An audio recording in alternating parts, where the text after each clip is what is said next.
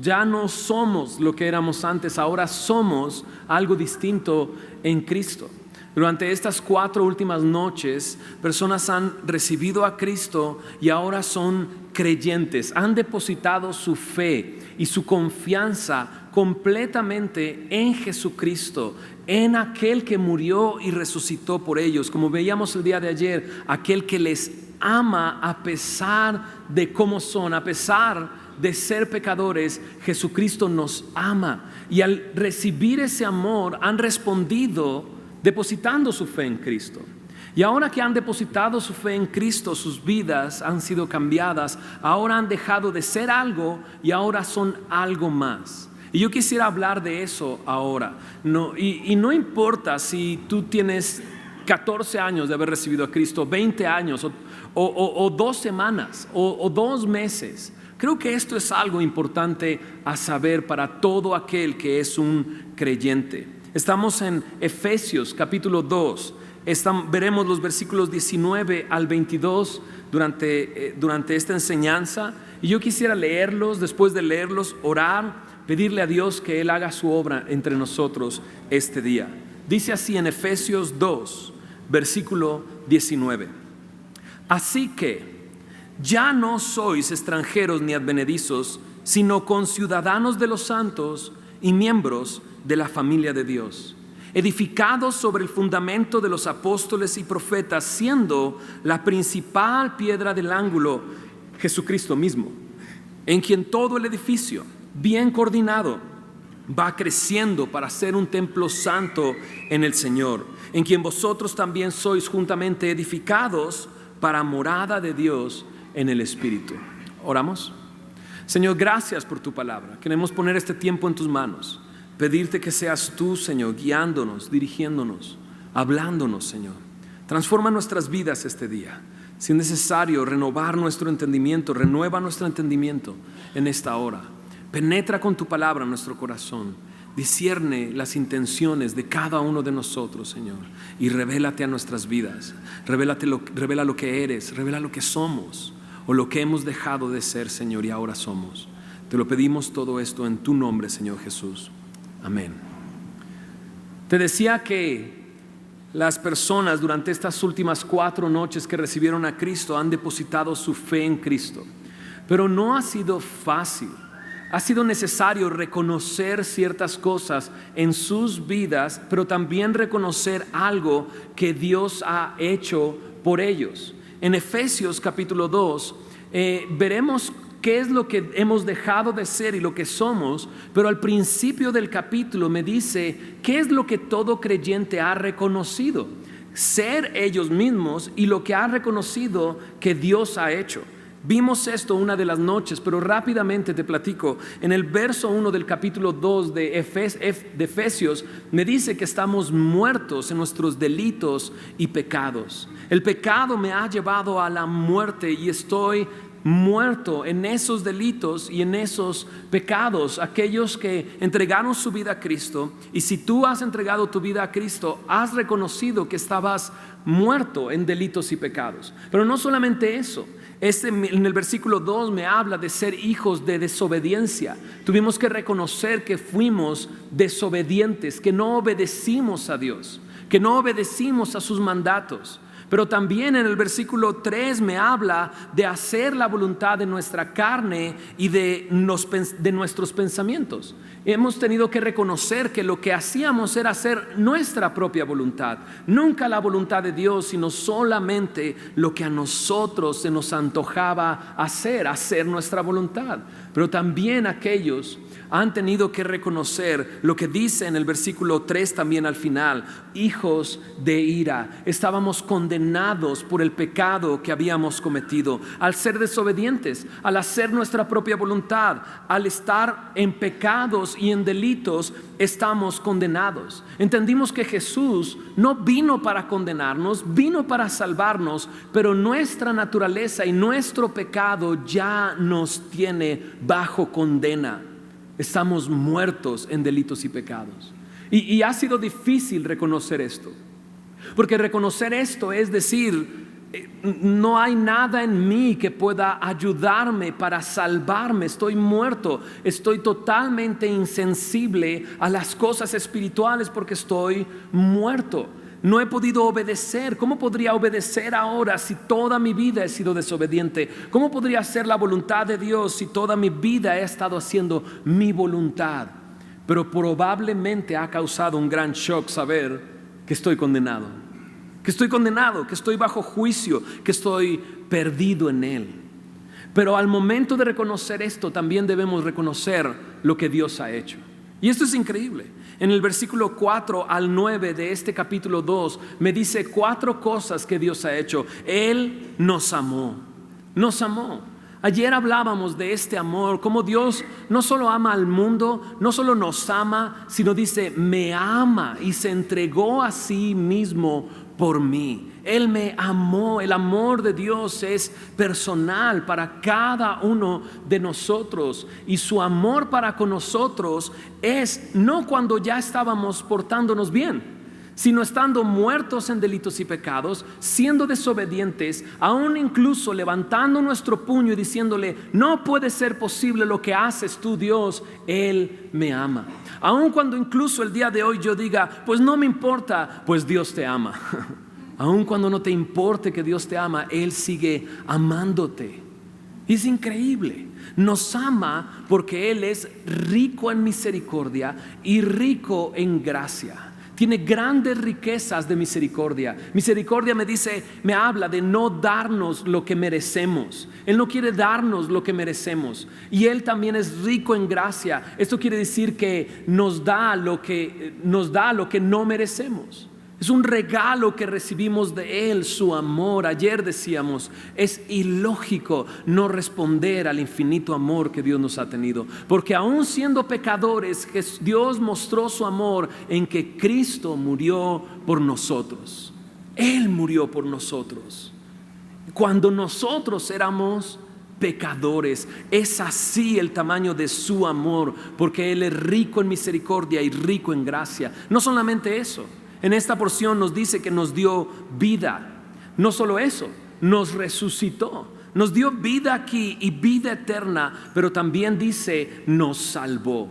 No por algo que pudiéramos haber hecho nosotros, nos salvó por gracia, por medio de la fe. Y esto es un don de Dios, no por obras para que nadie se gloríe. Nadie puede haber logrado la salvación y pararse el cuello y decir, Señor, el partidazo que te sacaste, mira qué bueno que me tienes en tu equipo, Señor. No, en realidad estábamos muertos y Él nos amó así. Así es que es pura gracia que nos tiene el día de hoy aquí. Es pura gracia lo que nos ha mantenido durante ¿cuántos años? ¿Hace cuántos años recibiste a Cristo? Es su gracia lo que nos mantiene, porque aun cuando Él nos ha salvado, no nos pide una sola obra más para ser sus hijos. Ya somos sus hijos, ya nos salvó, ya nos ha salvado. Este es el evangelio, que Cristo murió por nuestros pecados, fue sepultado y resucitó al tercer día, y esa realidad ha cambiado nuestra vida. Quizás la cambió ayer en la noche, o durante esta semana durante la noche, o quizás 20 años atrás, pero esa realidad ha transformado nuestra vida, ha cambiado nuestra vida. Nos ha salvado, nos ha amado, nos ha resucitado. ¿Y ahora qué? ¿Y ahora qué? Ya que hizo eso, ¿ahora qué soy? Antes que era. Bueno, en la porción que estamos viendo el día de hoy me dice primero lo que no soy. En el versículo 19 del capítulo 2 de Efesios me dice, así que, ya que ha hecho esto, ya que nos ha reconciliado, ya que ha hecho la paz con nosotros, ya que nos salvó cuando estábamos muertos en pecados, dice aquí, así que ya no sois, dice, extranjeros ni advenedizos. Lo que me quiere decir esto es que ya dejé de ser esto. Lo primero que me dice es lo que no soy. Ahora ya no soy un extranjero. La palabra extranjero me habla de alguien extraño, de alguien ajeno, de alguien desconocido. Antes era ajeno. Antes la raíz de esta palabra me habla de alguien sin conocimiento o una persona que no tiene parte en. Me recuerda a Jesús lavando los pies de los discípulos. Se acerca a los pies de Pedro y Pedro le dice: ¿tú me lavas los pies a mí? Jesús le dice: lo que yo hago no lo entiendes, pero lo entenderás después. Y entonces Pedro le dice: tú no me vas a lavar los pies, jamás me vas a lavar los pies. Y entonces Jesús le dice: si no lavo tus pies, no tienes parte conmigo. Aquel que no ha sido lavado por la sangre de Cristo no tiene parte es un extranjero sin conocimiento, pero también es un advenedizo. El advenedizo es como un vecino, alguien que vive cerca pero no tiene los derechos de alguien que es ciudadano. Eso es advenedizo. Pero además de eso, la Biblia me dice que antes de conocer a Cristo éramos enemigos. Por eso Él vino a reconciliarnos.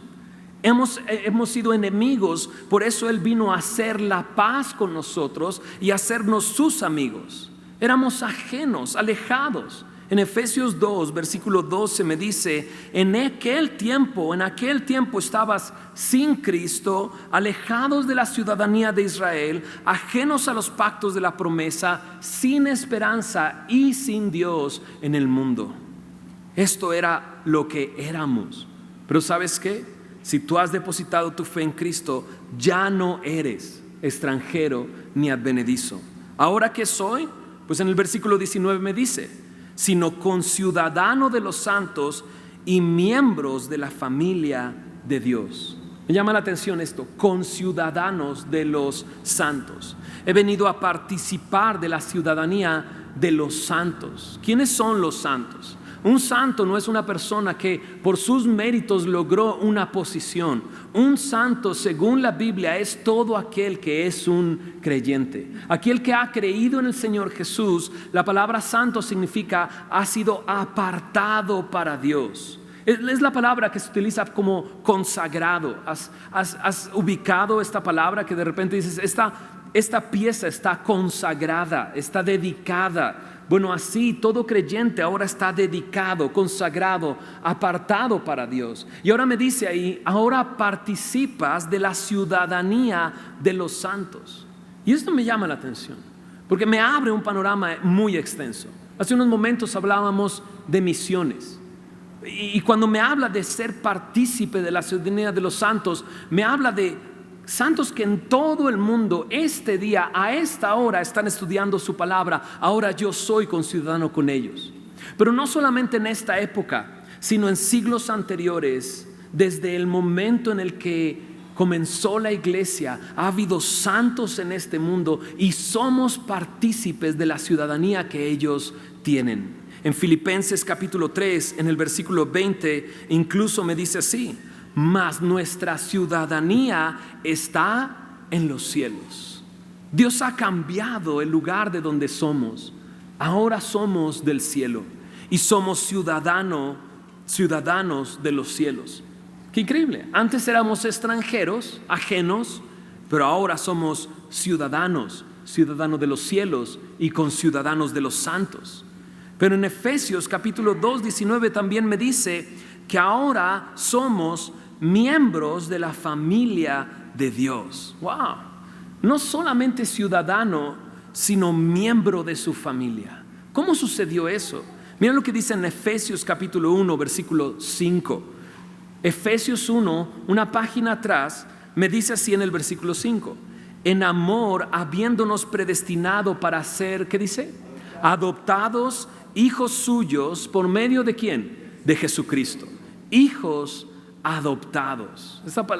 Este tema de la adopción es muy interesante, porque de repente, yo no sé por qué, pero aquí en México se ve a alguien adoptado como alguien que amaron poco, pero en realidad es todo lo contrario. El adoptado es más amado porque se ha escogido. Los hijos que tú tienes de carne, pues ahora sí son tus hijos. Y dices, con razón, ¿no? Pero no, los hijos que Dios te ha dado son una herencia que Dios te ha dado, es cosa de estima. Pero un hijo adoptado es alguien que ha sido escogido. Yo me quiero llevar a este niño y hacerlo parte de mi familia, y le voy a dar mi apellido y todos los derechos de mi familia. ¿Te das cuenta? La Biblia me dice que somos hijos adoptados suyos por medio de Jesucristo. Él nos ha escogido. O sea, Dios no fue de, ay, aquí está este hijo, ay, ya me tocó este hijo, no puede ser. No, sino dice, yo lo quiero. Ese es mío. Yo lo he escogido y lo voy a hacer parte de mi familia. Mira lo que dice en Juan capítulo 1, versículo 12, para también entender cómo ha sucedido esto de ser ahora parte de su familia. En Juan 1, versículo 12 dice, mas a todos los que le recibieron, a los que creen en su nombre, les dio potestad de ser hechos hijos de Dios. Me dice aquí, a todos, ¿a cuántos? A todos los que le recibieron, a los que creen en su nombre.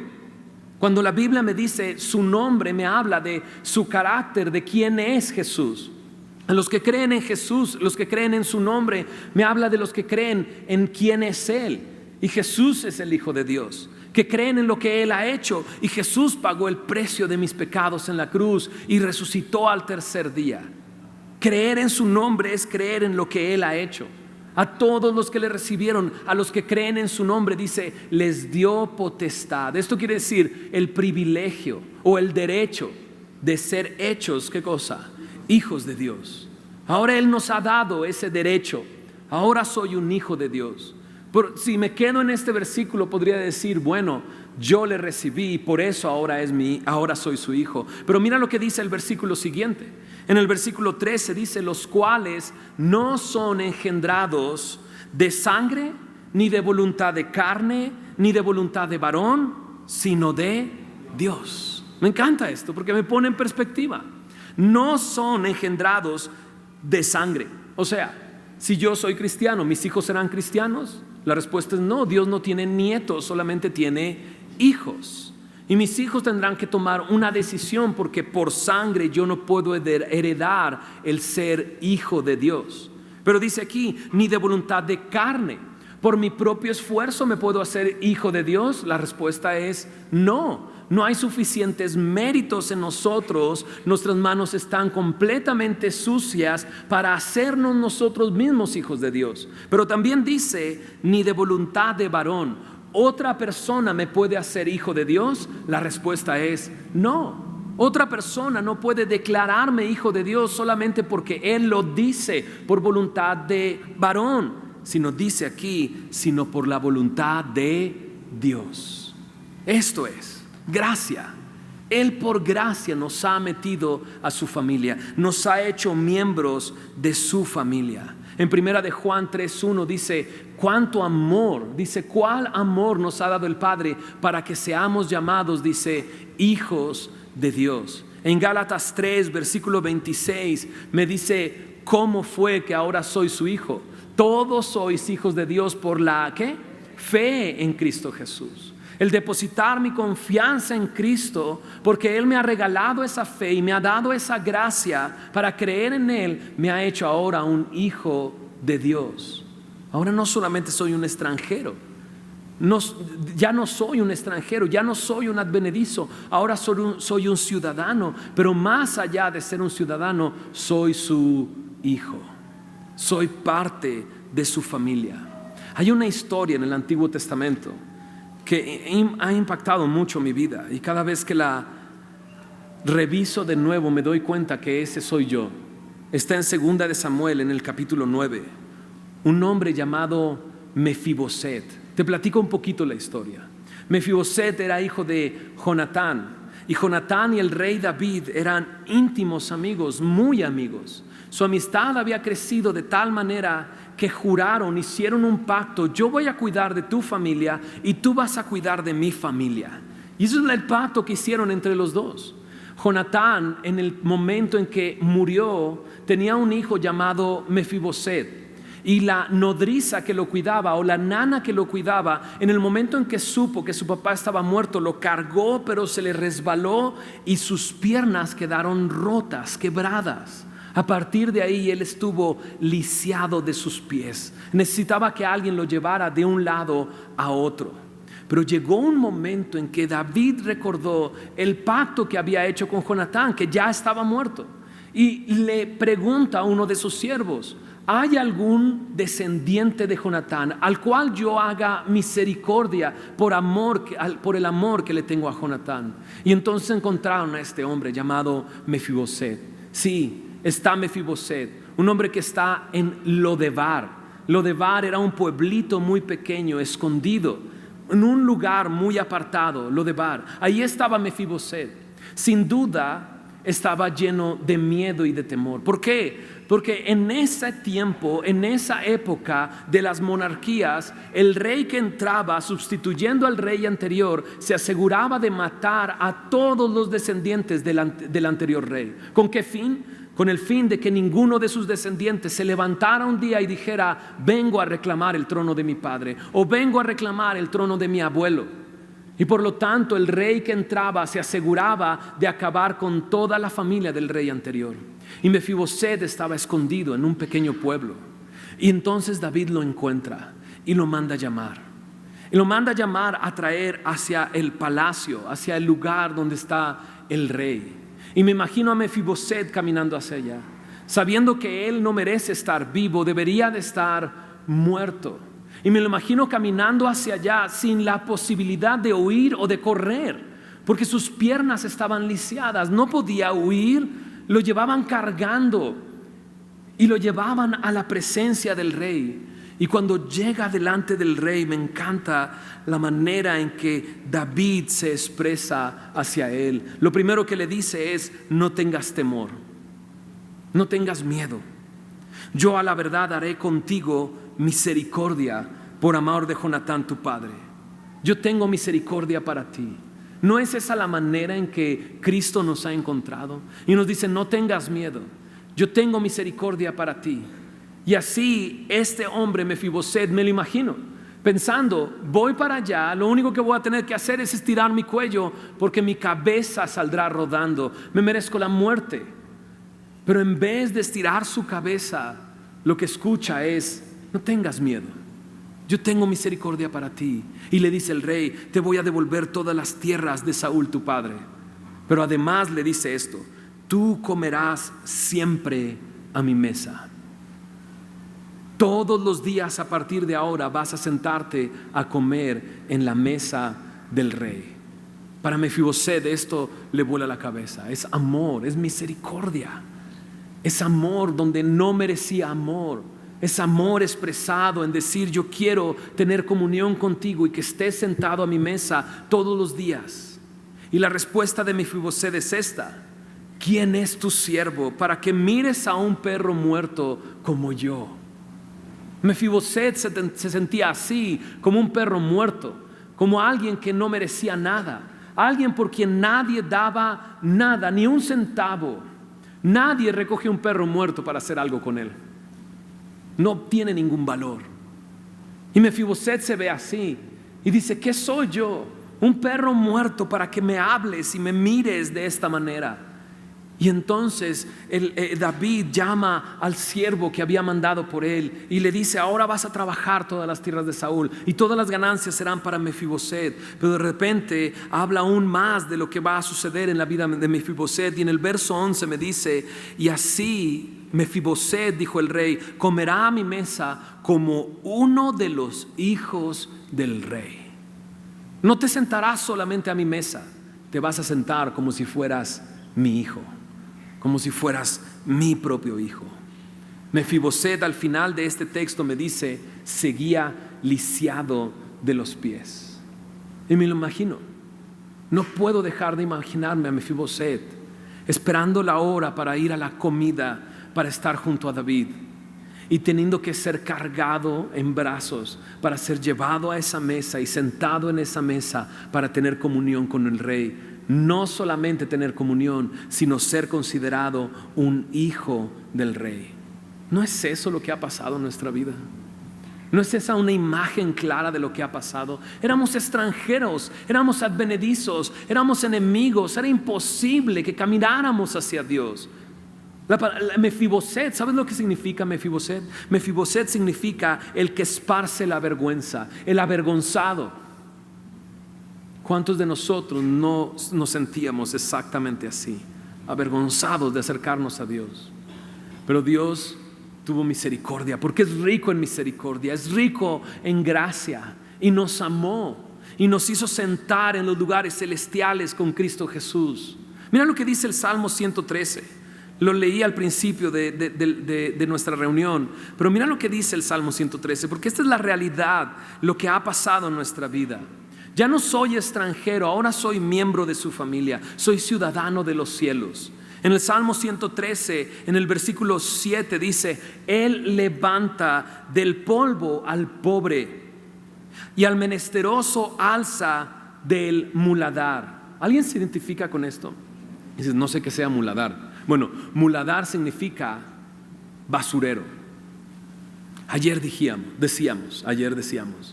O sea, la verdad es que tu vida está en un basurero. No importa lo profundo que estés. A lo mejor estás bien profundo, a lo mejor estás en la parte de arriba, pero estás en un basurero.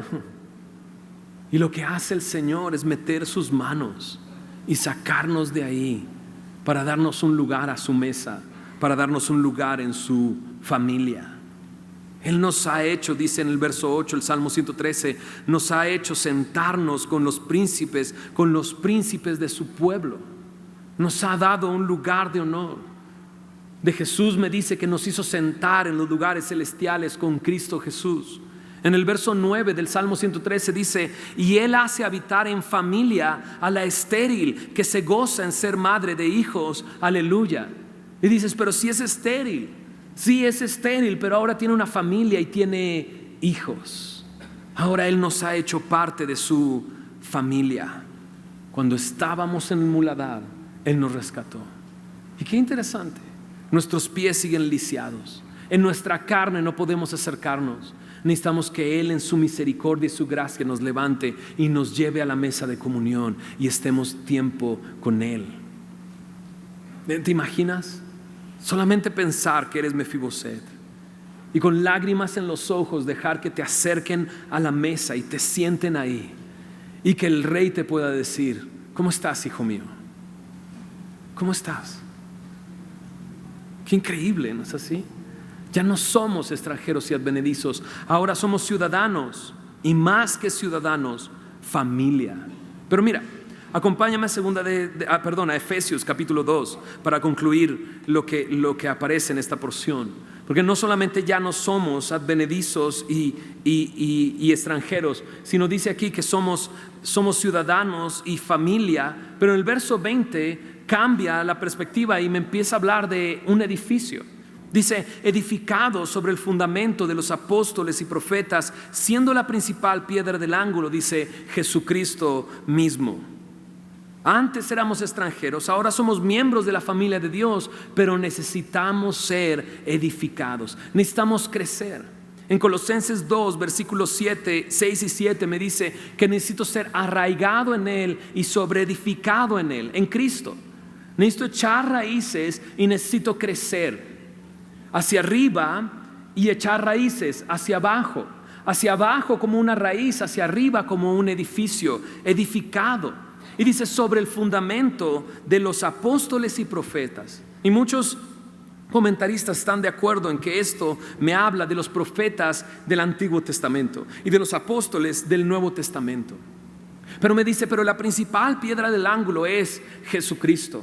En 1 Corintios 3, verso 11 dice: nadie puede poner otro fundamento que el que ha sido puesto, el cual es, dice, Jesucristo. Que nadie quite ese fundamento de tu vida.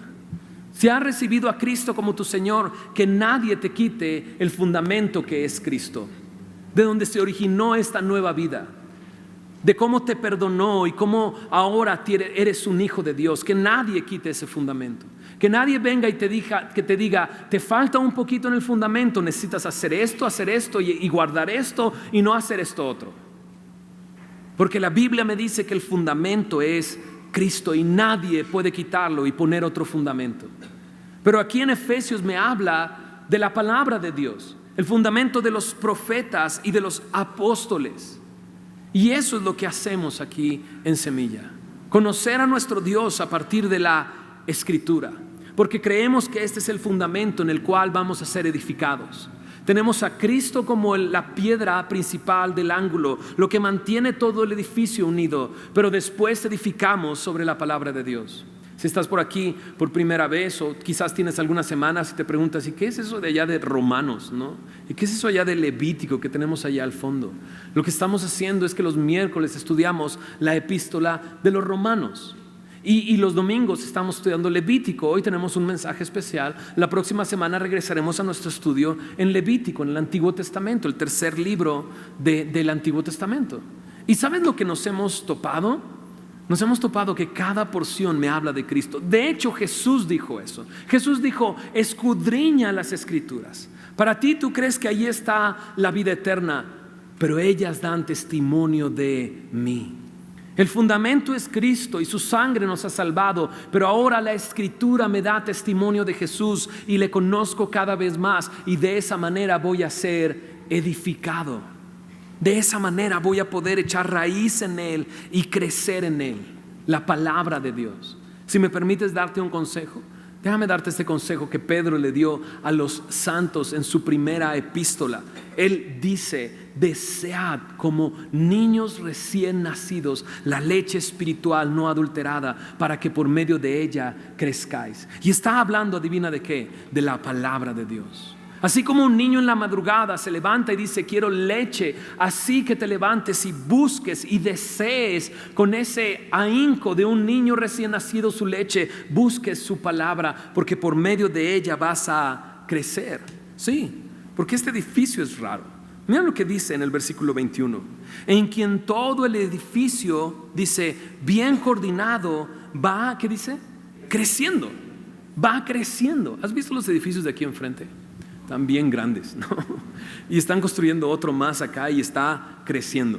Pero cuando llegamos estaban terminando el segundo y el primero ya estaba hecho.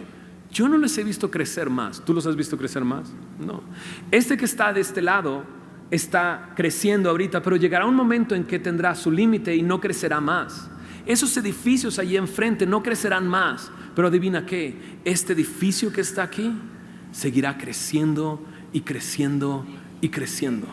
Por la gracia de Dios y la misericordia de Dios, este edificio que somos nosotros como iglesia seguirá en crecimiento.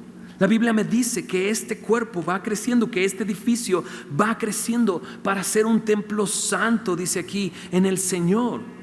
La Biblia me habla de la iglesia como un edificio.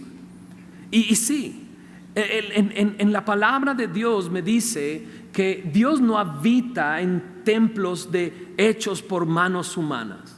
Así es que no estoy hablando de este edificio, no estoy diciendo ahora Fermín va a remodelar de nuevo el lugar. No. Estoy hablando de nosotros como personas, como un edificio, como la iglesia. Este edificio y esta iglesia va creciendo. Y si no es en número, es en madurez.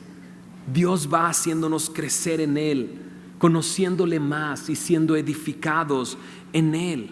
En primera de Pedro capítulo 2, en el versículo 4 y 5, me dice de esta manera: acercándonos a Él, piedra viva, desechada ciertamente por los hombres, mas para Dios escogida y preciosa. Me está hablando de Jesús. Acercándonos a Jesús, dice en el verso 5, vosotros también como piedras vivas, sed edificados como casa espiritual.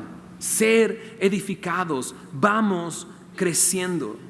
En el versículo 22 me dice: en quien vosotros también sois juntamente edificados para morada de Dios en el Espíritu. ¿Para qué? Para morada de Dios. Esto es increíble. Primera de Corintios 6, 19 y 20 me dice: no ignores que eres ahora el templo del Espíritu Santo. Ahora tu cuerpo es templo del Espíritu Santo, el cual está en vosotros, el cual tenéis de Dios y no es vuestro, dice. Ahora somos el templo del Espíritu Santo. Ahora Dios ha decidido morar en nosotros. De eso estuvimos hablando durante las noches.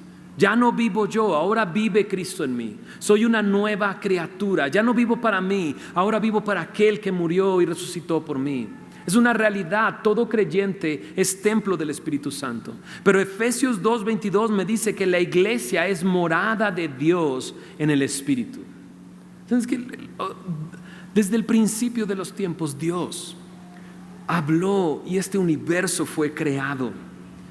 Y luego tomó con sus manos barro y formó al hombre, le dio vida. Y en el principio de mi Biblia veo a Dios caminando con el hombre.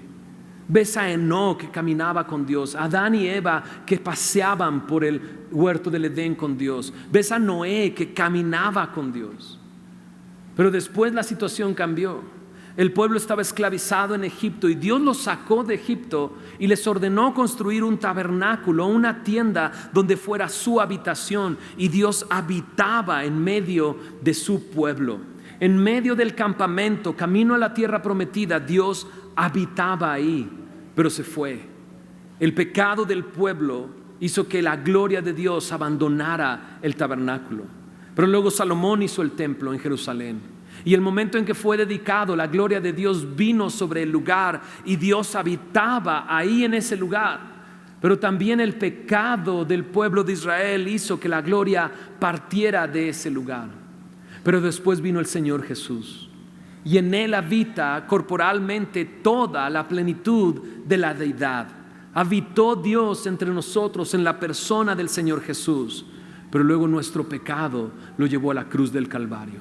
Y ese cuerpo fue atravesado con clavos y con una lanza en el costado por nuestro pecado.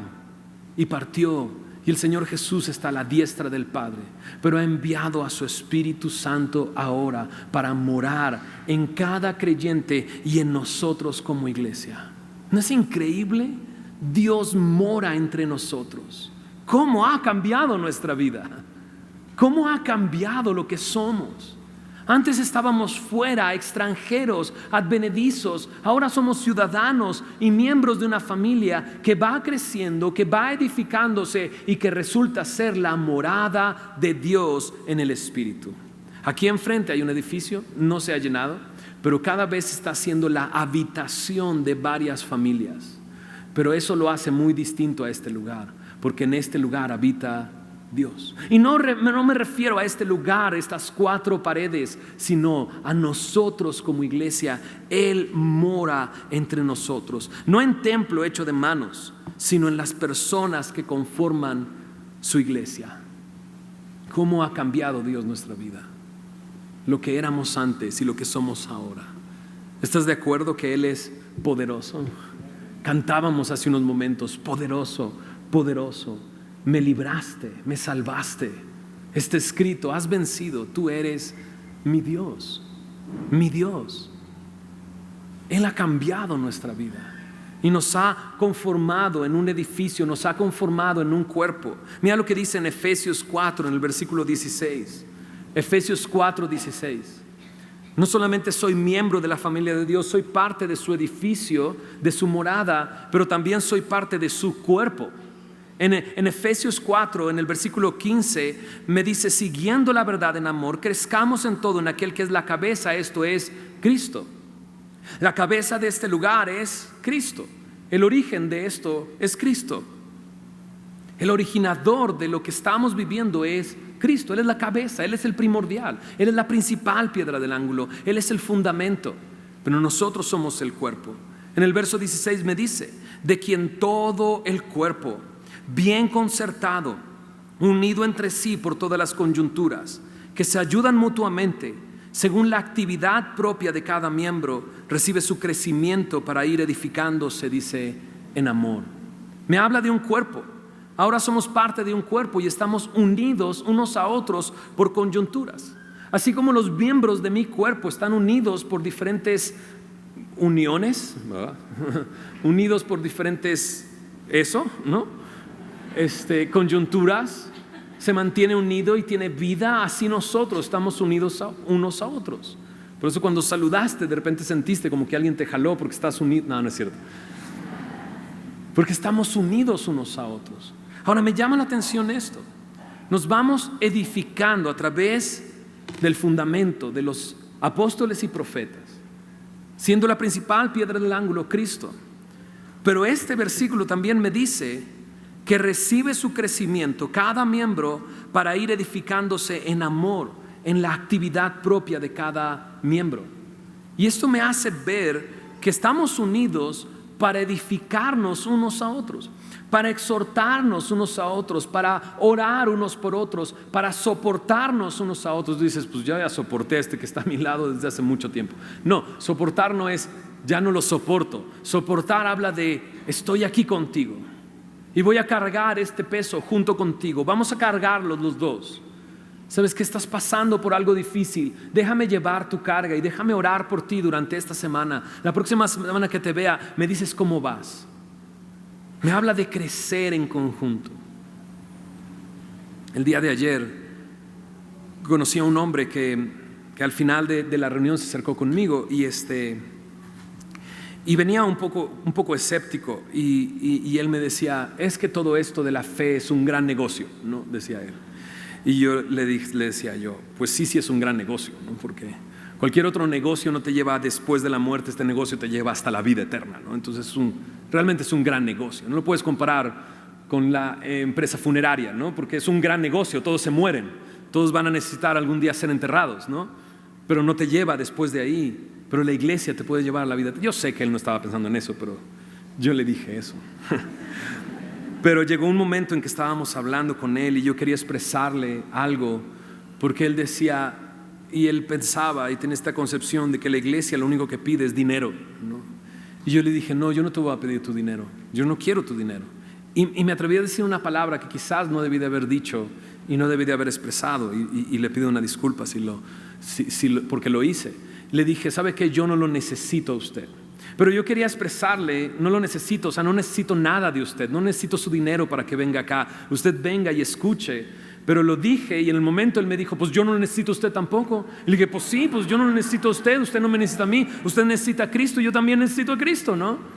Pero en realidad no creo que haya sido la palabra adecuada que debí de haber usado yo. Porque después de leer esto, después de estar meditando en esto, después de estar meditando que somos un cuerpo, me doy cuenta que nos necesitamos unos a otros para ir creciendo en amor, edificándonos unos a otros, soportándonos unos a otros. Así es que no solamente ahora tienes una ciudadanía en los cielos o una familia en Cristo, sino tienes hermanos que pueden apoyarte y soportarte y edificarte en amor. ¿No es algo increíble? Eso es lo que ha pasado. Ya no eres extranjero, eres un ciudadano. Ya no eres advenedizo, ahora eres un hijo de Dios. Déjate cargar por el Señor y traerte a la mesa y disfrutar de la comunión con Él como un padre con su hijo. Escucha su voz cada mañana diciéndote, ¿cómo estás, hijo? Yo te he escogido, yo te he amado, ahora eres parte de mi familia. Y cuando vengas acá, estírate un poco más y saluda a alguien más y conoce a alguien más. Es que me da pena, quítate la pena y acércate a alguien y dile, ¿cómo estás? ¿Podrías orar por mí? ¿Podría yo orar por ti? Somos parte de una familia en Cristo. Somos parte de una familia en Cristo. Es que yo no sé si durante esta última semana has recibido a Cristo o las últimas semanas atrás o muchos años atrás. Ten por entendido esto. Ya no eres un extranjero, eres un ciudadano. Ya no eres un advenedizo, eres un miembro de la familia. Y como miembro de una familia eres parte de un edificio que va creciendo y que Dios ha decidido morar entre nosotros. Y eres parte de un cuerpo que juntos y unidos van cumpliendo un solo propósito, que es dar a conocer su evangelio. Dar a conocer su evangelio. Y dices, pues qué familia tan fea me tocó, ¿no? Dicen que un predicador estaba predicando y era tan feo, ¿no?, que todos comenzaron a burlarse de él, ¿no?, y decir, mira esto, mira su cara, mira qué feo está. No, y él terminó diciendo, sí, la verdad, ves esta ropa, es fea, ves este rostro, es feo, ves mis manos, son feas, pero ve mis pies, son preciosos. Preciosos son los pies de aquel que lleva el evangelio a las naciones. Sabes que a lo mejor de rostro no somos tan bellos, pero a lo mejor nuestros pies pueden ser demasiado bellos, haciendo lo que Dios nos ha pedido hacer, como familia, como edificio y como cuerpo. Estirarnos para ir hasta donde está aquel Mefiboset y levantarlo de ahí y decirle, ven, el rey quiere que te sientes a su mesa. Él quiere hacerte parte de su familia.